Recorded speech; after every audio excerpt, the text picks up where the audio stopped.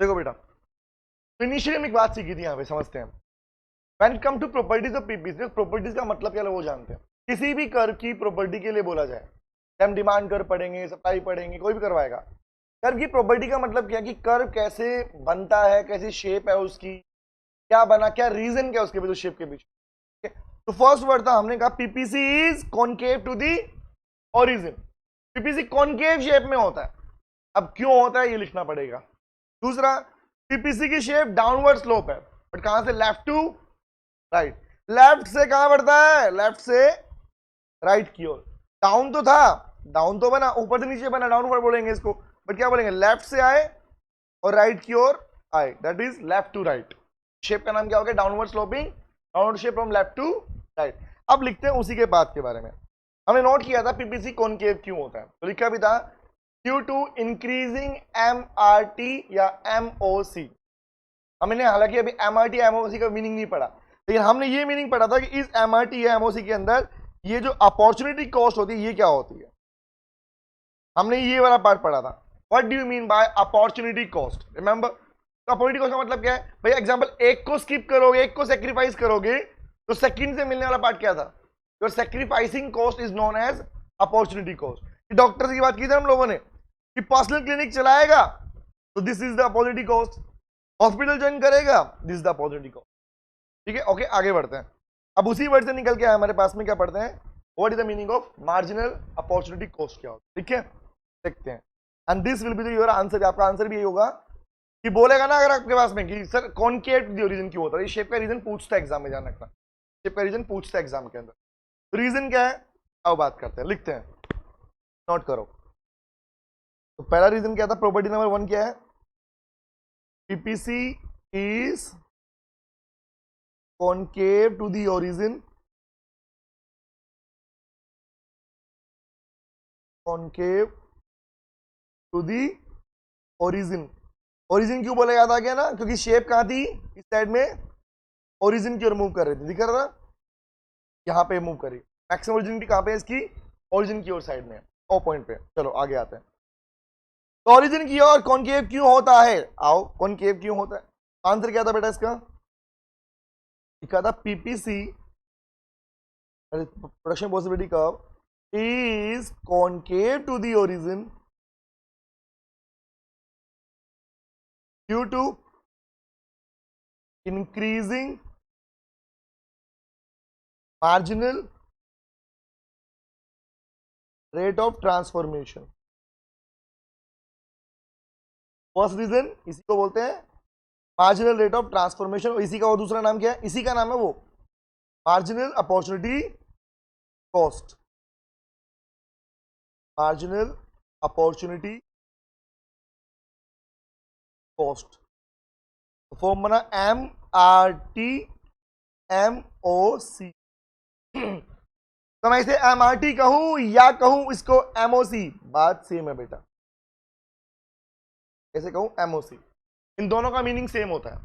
Same क्यों होता है, आओ बात कर लेते हैं।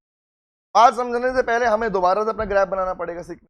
जितनी बार अपने ग्राफ की प्रैक्टिस करोगे ना, उतना जरा ग्राफ आपके पास में अच्छा बनेगा आपका हमेशा। स्टार्ट, ये बना हमारा x axis, y axis, and this is our PPC, है ना। शेप के यहाँ पे क्या है, यहाँ क्या लिखूं, ओरिजिन एक्स और वाई, क्या लिखना था, गुड एक्स गुड वाई। तो क्या शो करती है, good x good y, production का लेवल शो करती है। पीपीसी क्या शो करता है, प्रोडक्शन। इसलिए कहीं लिखा ना भी हो ना प्रोडक्शन, या आउटपुट लिखा हुआ ना मिले, दैट मींस क्या है उसका मतलब, production of x production of y को शो करता है। हमने कॉम्बिनेशन की बात कर ली थी, अब हम बात कर रहे हैं इस पीपीसी कर की शेप के बारे में। रीजन क्या मिला, इंक्रीजिंग एमआरटी। एमआरटी को सीखना मैंडेटरी है, ठीक है, आओ दिखाता हूं। व्हाट इज एमआरटी बेटा, जान लेते हैं, ठीक है, तो नाम से क्लियर है, marginal rate of transformation, MRT क्या होता है, पहले लिखते हैं समझाता हूं, ठीक है, लिखते हैं। It refers to that rate, refers to that rate for it at which production of one commodity चाहे वो एक्स हो या वाई हो, production of one commodity is sacrifice for the gain in production of another commodity। एक commodity के production को आपने sacrifice किया क्योंकि आपको दूसरी कमोडिटी के प्रोडक्शन को गेन करना था, बढ़ाना था, इंक्रीज करना था। And that rate is called, उसे कहते हैं क्या? उसे ही कहते हैं बेटा अपने पास में एमआरटी। दैट रेट, जिस रेट से ये होता है उसे बोलते हैं एमआरटी बेटा। समझाऊंगा मीनिंग? अब देख यहाँ पे पूछूंगा, रिप्लाई कर रहा हूं, हम निकालते, कंसेप्ट सीखने अपने को, ठीक है? गलत हमें कोई दिक्कत नहीं है, यहीं सीखेंगे, स्टार्ट करेंगे। ओके, सुनो सुनो सुनो, बात करते हैं। क्या लिखा है मीनिंग में भाई? इंक्रीजिंग, अगर marginal rate of transformation increase होगा तब होता है आपका कॉनकेव शेयर। अब इंक्रीज की बात ही नहीं कर रहे हम बात कर रहे हैं सिर्फ और सिर्फ इस तरह होता क्या, बस ये बता दो मैं। तो एमआरटी क्या होता है? तो एम मीन मार्जिनल, मार्जिनल का मीनिंग क्या होता है? एडिशनल। क्या बोलते हैं? एडिशनल। तो मैं यहां पर ये भी लिख सकता था, कैसे? It refers to that additional rate. I can use the word that additional rate. Marginal rate मतलब एडिशनल रेट। यहां पर ट्रांसफॉर्मेशन का मीनिंग किससे आया है? The word production. Remember, transform को क्या बोलते हैं? Transformation also known as production. कुछ वर्ड होते हैं इकोनॉमिक्स में, प्रोडक्शन कह सकता हूं, इसी को बोलते हैं आउटपुट। क्या बोलते हैं? आउटपुट भी बोलते हैं, ठीक है? अब सुन, चेक कर ग्राफ में कौन सी कमोडिटी को सेक्रीफाइस करना होगा और कौन सी को इंक्रीज किया होगा, तब जाके शेप ऐसी बनी। चेक कर इस ग्राफ को। गुड एक्स को सेक्रीफाइस किया और गुड वाई को गेन किया। मतलब यहां पर जो अगर हम जो क्वांटिटी लिखी है वो क्या हो रही है? गेन। यहां लिखा है वो क्या हो रहा है? सेक्रीफाइस। इट मींस यहां पे ए भी लिखा हो तब भी चलता, वही मीनिंग होता, पार्ट तो वही रहता हमारे पास में। तो मुद्दा क्या निकला देखने से? वो एडिशनल रेट, अब यहां पे कौन सी commodity at which one commodity is sacrifice. One commodity कौन सेक्रीफाइस, कौन सी है यहां पे? X is sacrifice. तो ये कमोडिटी कौन सी है? एक्स। किसके लिए सेक्रीफाइस की गई? वो the increase in gain in y. का मतलब क्या है? अदर कमोडिटी कौन सी यहां पे? वाई। तो जिस रेट से आपने सेक्रीफाइस किया, that rate will be MRT. तो कैसे? Let's prove it. ऐसे नहीं प्रूव करेंगे इसको, चले करें प्रूव। देख, लेट्स सपोज मैंने कहा कि यहां पर हमारा कोई रेट, एग्जांपल मैं कहता हूं ये एक्स कमोडिटी का प्रोडक्शन लिखा, पॉइंट बनाया, this point is production of x commodity, have a look on it. अगर ये एक्स है तो इसके सामने लाइन जब ड्रॉ करोगे तो ये क्या बन जाएगा बेटा? ये वाला वाई का बन जाएगा। स्ट्रेट लाइन बनाता हूं। अगर ये एक्स है, ये क्या बन गया? वाई का। क्योंकि एक्चुअली अब चेक करना, this point is called combination, point is called combination. लेकिन सेम टाइम पे अगर मैं कहता हूं यहां पे 60, यहां है 40, रिमेंबर यहां पे 60 यहां पे 40, या पॉसिबली अगर उल्टा लिखूं तो मैंने बोला एग्जांपल, यहां पर है मान लो 40, यहां पर है 60,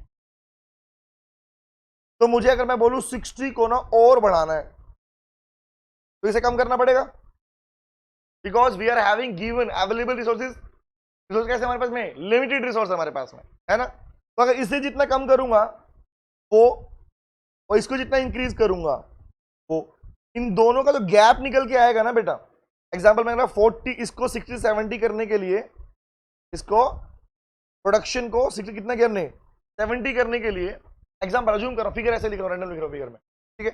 तो इसे कम करना पड़ेगा, क्या 40 रहेगा, कम हो जाएगा? कम हो जाएगा। तो मैंने बोला एग्जांपल के लिए दिस विल बी 30। टेबल क्या बनेगी चेक करना। चलो चलो देख लेते हैं यहां पे।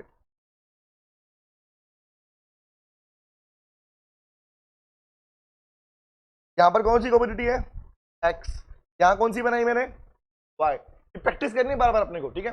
अब यहां क्या है? कॉम्बिनेशन। कॉम्बिनेशन ए ये रहा, तो ए पे को कितनी क्वांटिटी कितनी थी चेक कर। ए पे कितना था जब ये एक्स 40, तो वाई कितना था? अब ये क्या बन गया? कॉमन कॉम्बिनेशन बी, तो बी पे ये कितना हुआ? बी पे कितना हुआ? ये हो गया 30 और ये हो गया 70। अब चेक कर, एमआरटी कैसे निकालता है, क्वेश्चन तो ये आ गया। अब एमआरटी कैसे निकलता है बेटा, अगेन ए टेबल पार्ट में लिख देता हूं, कॉम्बिनेशन ए चेक करते हैं। अब जब तक आप देखो एमआरटी मतलब मार्जिनल रेट कितना है, एडिशनल रेट चेक करने के लिए, तो कितना सेक्रीफाइस किया है ना, और कितना इसमें गेन हुआ, कितने से हुआ चेक करना। 40/40 कितना हुआ, 40 से 30 हो गया, कितना हुआ 10, कितना हुआ 10, और यहां भी कितना हुआ 10, इक्वल हुआ। तो अगर मैं बोलूं एग्जांपल, लेट्स सपोज अप्लाई करते हैं इसको, मीनिंग लिखा हम लोगों ने, लेट्स अप्लाई दिस कंसेप्ट। बनाओ टेबल, एक पूरी बनाओ टेबल को। चलो हम बनाते हैं एक टेबल, उससे समझ पार्ट।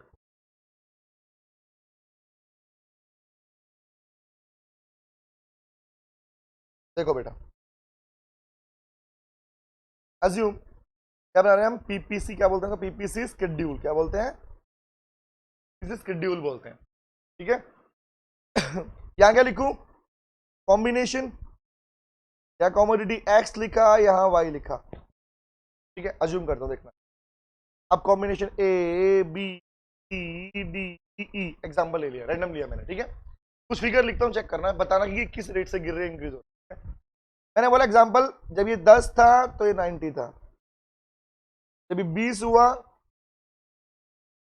80 हो, 20 80, 30 हुआ तो मैंने कहा 70 हो गया, ये 50 हुआ तो मैंने बोला ये आपके पास 40 हो गया, ठीक है। फिगर ले रहा हूं, उसके बाद में मैंने बोला 40 50 हुआ, ठीक है। 50 के बाद ये हो गया, मान लो एग्जाम्पल, इसको वैल्यू लगाते हैं 10 20 30 40, इंक्रीजिंग है, क्या उल्टा लिखता हूं, क्या लिखूं, 90 80 70 60 50 लिखा, चेक करें आप, एक्स और वाई लिखा, तो किस में डिक्रीज हुआ, एक्स में क्या हुआ, सेक्रीफाइस हुआ या नहीं हुआ, एक्स में क्या हुआ, इंक्रीज हुआ, तो ये तो हो गया गेन, और ये क्या हो गया, सेक्रीफाइस। तो क्वेश्चन ये पूछता है कि बताओ भैया मार्जिनल रेट निकाल के दिखाओ, आपने शेप तो बना दी, क्वेश्चन तो एमआरटी का फॉर्मूला क्या होता है बेटा।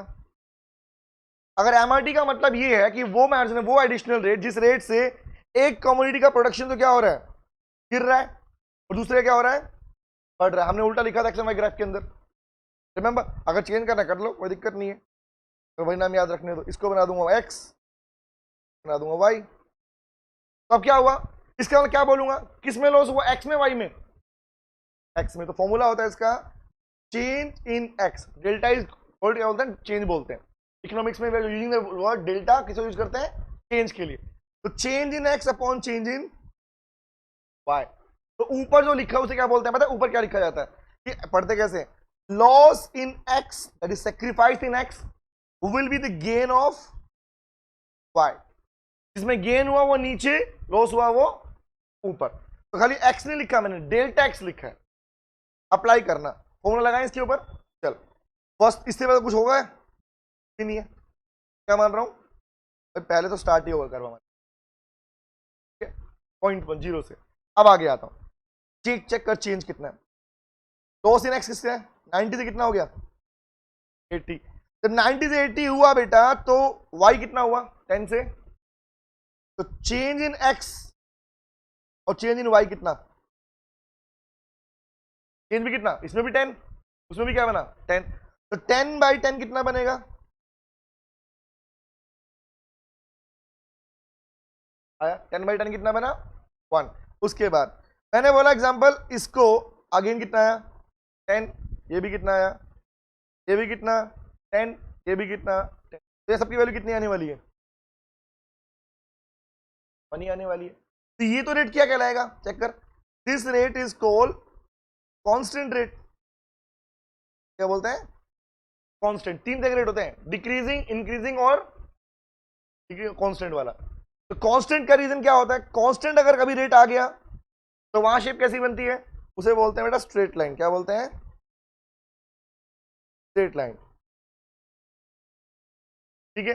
लेकिन अगर मैं बोलूं यही रेट आपका इंक्रीजिंग होता, तो यही रेट क्या था अगर इंक्रीजिंग होता, लेट्स चेक करते हैं अपना बुक वाला क्वेश्चन, ताकि यहाँ टेबल दी हुई है, अप्लाई करते हैं। टेबल दिख रही है, अप्लाई करें। हमें निकालना है इस पे एमआरटी, निकाले एमआरटी, ये बना हमारा एमआरटी। निकाल बेटा क्वेश्चन, चलो निकालते हैं। पैटर्न क्या है? Loss in commodity will be the game of other. Loss किस में चेक कर, कौन में है, कॉटन में? कॉटन में लॉस है, तो change in cotton upon change इन कौन, लॉस कितना चेक कर, 1, इंक्रीज कितना है, कितना बन गया 1। ये डैश क्यों लगाता हूं पता है इसको मैं, क्योंकि इससे पहले कोई वैल्यू नहीं दे रखी, मैं क्या मानता हूं कांस्टेंट है। ठीक है, ओके, क्लियर हुआ। अब आगे देखना, ये कितना हुआ 1, change in cotton upon change इन कौन, क्योंकि ये तो गेन पे जा रहा है, लॉस पे जा रहा है। आगे अप्लाई कर, 9 to 7 कितना हुआ, चेंज कितना हुआ, चेंज कितना हुआ, 2/1 कितना होता है, 7 to 4 चेंज कितना हुआ, चेंज कितना हुआ अपॉन 1 क्या बनेगा, फॉर्मूला लगा रहा हूं यहाँ पे मैं, वैल्यू कितनी आएगी सेम। 4 to 0 कितना हुआ, यहाँ कितना हुआ 4/1 कितना बना, एमआरटी इंक्रीज हुआ डिक्रीज हुआ कांस्टेंट है। और जब एमआरटी इंक्रीज होता है क्या बोलते हैं, तो शेप कैसी बनती है, कॉनकेव टू दी ओरिजिन बनती है। समझ में आया क्या बोल रहा हूं? तो एग्जांपल के क्या मतलब निकल गया है कि सर अगर आपकी एमआरटी का रेट इंक्रीजिंग जाएगा तो अप्लाई कर देखना कभी भी, अगर मैं इन फिगर्स को अप्लाई करूंगा कर्व के ऊपर, हमेशा शेप कैसी बनेगी, कॉनकेव।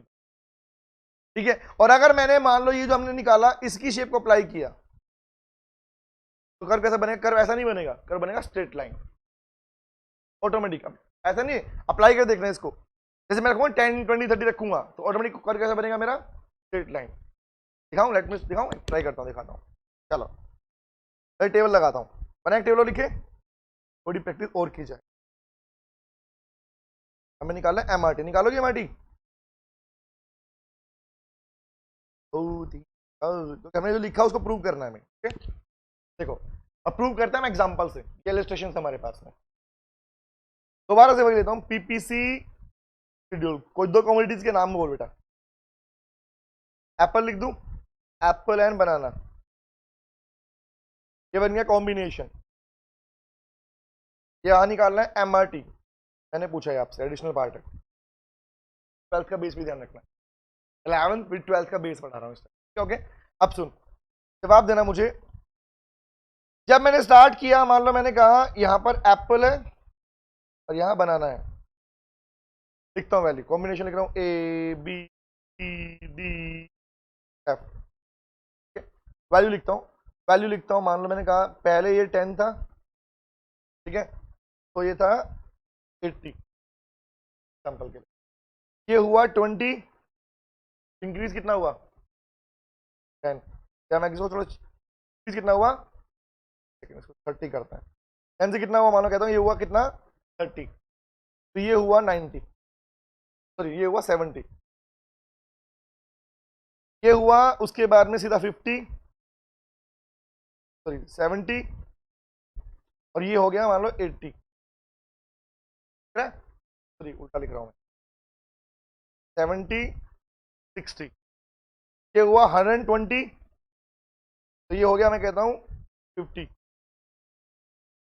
अगेन एक और ले लूं, 4 ले लिया, 4 ही लेते हैं, ये हो गया मैं कहता हूं 190, और मान लो ये कहता हूं, देखो वैल्यू की बात हो रही है यहाँ पे, इट्स नॉट अबाउट कि 100 ही होना चाहिए हमेशा। तो बच्चे बोलते हैं सर 50 60 100 वाला लेके चलो ना, भाई ऑब्वियस ही बात है ना कि आपका जो रिसोर्सेज है वो कितना प्रोडक्शन दे पाएंगे आपको, हम तो यूनिट लिख रहे हैं इसके ऊपर। तो मैंने बोला अगर मान लो ये हो गया 190, तो मान लो कहता हूँ ये हो गया 40, अप्लाई करें, कल एमआरटी कॉमन, लॉस किसमें है, एप्पल बनाना, बनाना में लॉस है, लॉस कितना 10 बाय, भाई चेंज कितना, चेक करते हैं, देख बात समझते हैं। अब यहां पर जो रेट निकलेगा रेट क्या निकलेगा चेक करते हैं, 10 बाय 30 पॉइंट में गया, रेट क्या बनेगा देख चेक करना। अगर यहाँ का 10/20, सॉरी 10/20 कितना है वैल्यू 0.5। आगे 7 to 60 हुआ 10 डिवाइड बाय इंक्रीज कितना हुआ 30-40 हुआ सॉरी कितना हुआ फिर वैल्यू कितनी आएगी यहाँ पे 0.25 आ रही है। चेक करिए वैल्यू इंक्रीज है डिक्रीज है डिक्रीज। एमआरटी यहां पर क्या हो रहा है एमआरटी यहां क्या था और एमआरटी यहां क्या था इंक्रीजिंग। तो इसका मतलब ये प्रूव हुआ कि सर आपके न्यूमेरिकल्स के अंदर टेबल के पार्ट के अंदर एमआरटी की वैल्यू तीनों आ सकती है। भाई कोई भी न्यूमेरिकल निकालोगे तो वहां क्या हो सकता है value can be positive value can be negative sorry downward sloping decrease हो सकती है इंक्रीज हो सकती है या कांस्टेंट भी हो सकती है। जब तीन तरह की वैल्यू हो सकती है तो शेप भी क्या बनेगी तीन तरह की बनेगी। तो आंसर क्या है जब एमआरटी की वैल्यू क्या होती है इंक्रीजिंग होती है तो शेप क्या बनती है बेटा शेप विल बी कॉनकेव। और जब आपकी एमआरटी की वैल्यू क्या होगी इनकॉन्स्टेंट होगी तो शेप क्या रहेगी स्ट्रेट लाइन पीपीसी। और जब अगर एमआरटी की वैल्यू क्या होगी डिक्रीज होगी तो शेप क्या बनती है कॉन्वेक्स टू दी ओरिजिन। क्या बनती है कॉन्वेक्स टू दी ओरिजिन। ये बस याद रखने वाला पॉइंट है ठीक है। ये एडिशनल पॉइंट है दोनों जो पढ़ाया है मैंने ये वाला और ये वाला। तो आपके पास कौन सा दिया ओनली आपके पास दिया only concave to the origin. But हमें क्लैरिटी जरूरी है अगर क्लैरिटी नहीं मिलेगी चलता है मन में कॉनकेव भी याद रखेंगे हमेशा हम इसको not only concave. It may be straight line it may be convex to the origin. इस लाइन को लिखवा दूं लिख लेते हैं इस लाइन नोट करना है।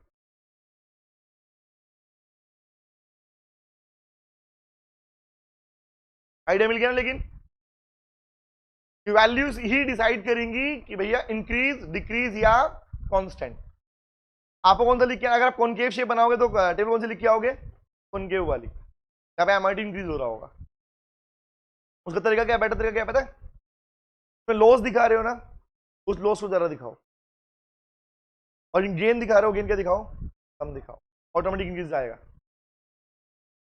4 3 2 1 गैप बना ना हमारा वहां पे ऐसे बना सकते हैं। चलो इसको